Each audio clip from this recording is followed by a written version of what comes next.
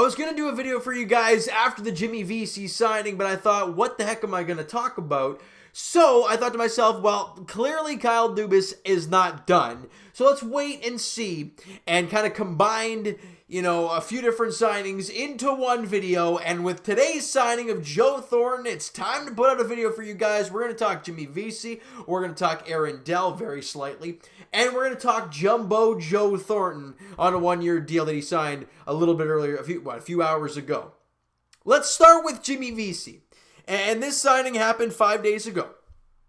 And Jimmy Vesey, back in 2016, he was the Hobie Baker. I think he was the Hobie Baker award. And it could be football. He played at Harvard, and he was a highly touted guy. And the Leafs were one of the teams looking into him. He ends up going to the New York Rangers. Doesn't really live up to all the hype. Goes to free agency. The Leafs signed him to a one-year contract at $900,000. That is a very low risk, very high reward type player. Before last season, guys, and this guy, points wise, maybe he's not the greatest player out there.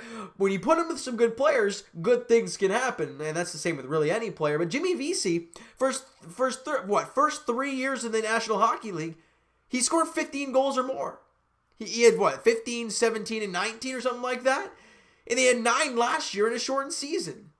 So Jimmy Vesey, look, I understand he's not the greatest player out there. I get it. He's not the highly touted guy that we heard from Harvard. But he's going to be an incredible third line winger. And could he move up to the second line if things go south? Yeah. If trades happen, if moves are made, absolutely he can. He can be a 20-goal scorer on the right team. He's still a very young player. You got him a one-year contract and $900K. You're not going to get hurt by that. Now, after that signing, I thought to myself, I'm like, well, nice. I got to sign Travis Dermott. Mikheyev's hitting arbitration. Okay, now we're starting to get close on the money crunch a little bit here. But I love the signing of Jimmy Vesey. All right, let's go quickly to Dell. And again, this is going to be a guy, 1 year at $800,000. He'll probably play assuming there's going to be an AHL season.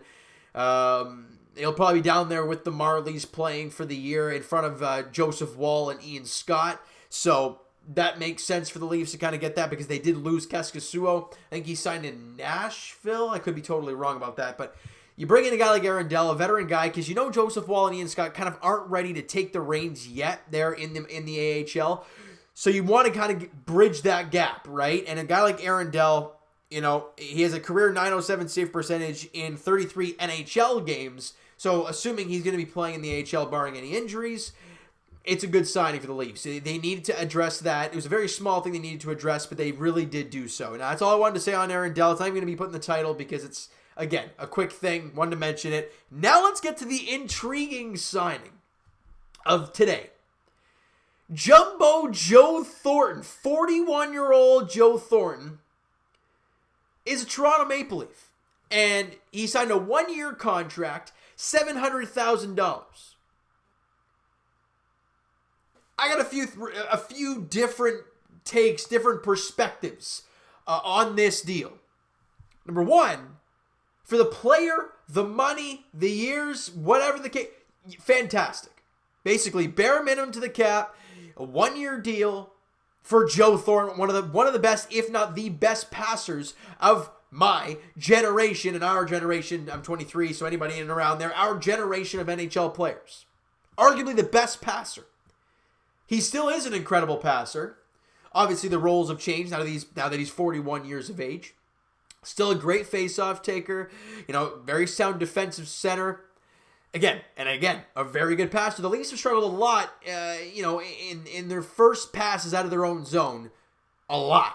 In the past few years. Now, obviously, Thornton's not going to really have that much of an impact because he's probably going to be playing third, fourth line time, depending on what they decide to do with Jason Spezza. And that leads to my next point. I love the signing for the money, what he's going to bring. I love it. The veteran, I don't take any garbage attitude. I love it from Joe Thornton. Now, what does that mean for a guy like Jason Spezza?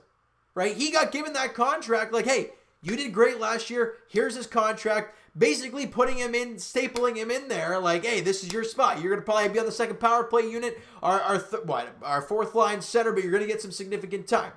Now they bring in Joe Thornton. And you're not just going to plop Jumbo Joe in the fourth line and just sit him there and have him ride out like that. No, because he's a guy that can still somewhat make an impact. You could see him on the third line center spot and move Kerfoot to the wing and have Spets on the fourth line. You could see him on the fourth line center but have power play time because he's such an amazing passer. And he's got such an amazing hockey IQ. So what this does, it gives the Leafs so much more versatility than he even had another day ago, which is crazy. He still had Jimmy Vesey as well, which is fantastic. But the one thing that I'm now scratching my head about is this. We've been talking about money and how the Leafs don't have it for the longest time. With this signing, they're now over the cap again. Even after trading Johnsson and bringing in Brody, and they had a little bit of cap room, they're now over the cap again. So what does this mean? Is this Leaf decor going to be staying the same? You've been hearing all the time about Patrick Laine probably heading out of Winnipeg. What is he making? $6-7 million. Who's a $6-7 million player in Toronto? You guys can't see the number, but there you go. 88, William Nylander. His name has been fired around in trade rumors for countless times. I wouldn't even really say trade rumors, but just people telling him to get traded. Kyle Dubas, trade him. But as much as I've tried to dismiss that, now, with the Joe Thornton signing and being over the cap, and you still got to bring in Mikheyev's arbitration stuff, you still got to bring in Travis Dermott, who probably isn't going to be that much of a headache signing-wise. Where are you going to find this money from? Right? Look, Alex Kerfoot's making $3.5 million in the third line. That's a lot of money. For a third-line winger on a team with that much cap in the top six, it's very difficult. Do you move a guy like Kerfoot? Do you move Nylander? What does this mean? I've said in every signing video up to this point, and I will continue to do so, Kyle Dubas is not done yet. He really isn't. Because he's got some cap stuff to figure out. You traded Johnsson, you traded Kapanen. On paper, it doesn't look like you're going to lose much with guys like Jimmy Vesey, Jason Spezza, or he had Spezza last year, Joe Thornton, Wayne Simmons. You bring in this Joey Anderson kid too. So, I don't think and Nick Robertson as well. So I don't think you're going to lose much with those guys. But you're now money-wise in a tough situation, right? Even after trading those two third-line guys making about $3.5 million each. So my question to you guys is, what's Kyle Dubas' next move? Is it moving Nylander? Is it, moving Kerfoot? Because something's got to give. You're over the cap. You got to try and sign two guys. Well, arbitration's going to take care of itself, but you got to sign Dermott as well. You got to find the space for these guys money-wise. So what does that mean for some of the guys on the roster making a little bit of dough? I have no idea, guys. I honestly have no idea. This is not to dismiss the signing of Jumbo Joe. I adore the signing of Joe Thornton. And look what the Leafs have done this offseason, guys. And I've mentioned it in a few videos. Not only have they brought in veteran presence, right? Wayne Simmons, Spezza last year, Joe Thornton, right? TJ Brody, Zach Bogosian, right? Those guys, specifically, vet guys who have been around the league a long time. Not only are they veterans, they are leaders in the dressing room. Yes, John Tavares is the captain. Yes, Morgan Riley is the captain, or assistant captain. I think Austin Matthews is an assistant captain as well. But you are going to hear Joe Thornton, Wayne Simmons, maybe not much TJ Brody, he's more on the ice guy. You might even hear Zach Bogosian. These guys are veteran leaders who don't take garbage. Thornton won a lot in San Jose. He's a London-born Ontario kid. Man, he's 41. He wants to win. He's never won a cup. So he wants to come to Toronto, win it with his hometown team. He wants to win more than anybody. Wayne Simmons, Scarborough boy. He's always been a dog and wants to win. Zach Bogosian just won a cup in Tampa Bay. And TJ Brody never got over the hump in Calgary. So he's chomping at the bit to take that next step. All these Leafs kids, let's say, for example, Nylander, Matthews, Marner, they've been gifted. I wouldn't say they've been given playoff appearances, but they've been gifted because they have playoff appearances in every year they've been in. Maybe not Nylander because he came in that half year where we were terrible, but Matthews and Marner have. These other vets are saying, hey, kids, you can't do this, you can't do that, and muscle them up. It's going to do a lot. And I'm excited to see what this whole veteran presence kind of takes over with these young players and grooms them, I'm hoping. But it still leaves that question. What are they going to do cap-wise? Because they're over right now. Even before Dermott, even before Mikheyev. They got to find a way to get those guys in under the cap. You know, and the only way to do so is to move on from a guy like Alex Kerfoot or William Nylander. The question is, how? You're going to get a boatload for William Nylander. A pretty good contract in this day and age. Guy's going to put up some points. Great job, great guy. You can get a lot back for Nylander, so I'm not really worried about that. But what are the Leafs willing to do to win? Because if you move a guy, let's say, for example, you move a Nylander. That's a lot of money you just freed up in this sort of cap era. There are still defensemen out there, guys. We've heard about this Mackenzie Weegar fella. We've heard about Travis Hamonic, for goodness sake. Sami Vatanen, right? He's had some injury issues lately, but he's still a viable right-handed defenseman. Those guys are still sitting there in free agency. They're not going to cost you a lot.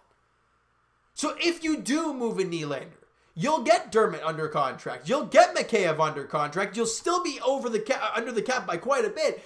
And you'll be able to go after a guy like a Travis Hamonic, a right-handed defenseman, top four guy. Hell yeah. I would not complain at all.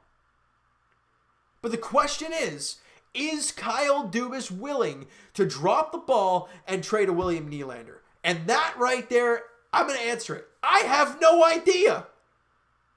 He made it sound a few years back when he made these contracts happen that we can and we will sign these young core guys. And he did. He doesn't want to trade them. Clearly. But the question is he going to Masai Ujiri it up and say, you know what? We have to do something to address a need and make it happen. But I don't know. I have no idea what he's going to do. And I'm excited to figure it out at some point in time. All right, so you know what, guys? That is going to do it for this one. If you enjoyed the video and you liked a few signings for the Toronto Maple Leafs, smack that like button to appreciate that. Hit the subscribe button if you guys have not already. Comment down below your thoughts on the video.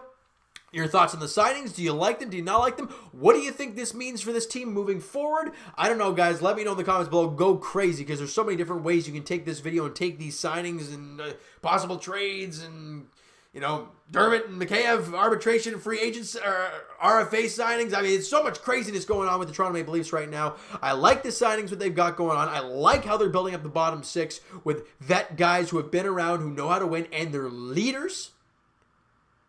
But what are they going to do cap-wise? Let me know, guys, in the comments below what your take is and what your thoughts are on this team moving forward. All right? So you know what, guys? Twitter is down below for myself. Follow, send me a DM, do that great stuff. Also, the Instagram page is down in the description. If you have not followed the Instagram page already, please go do so.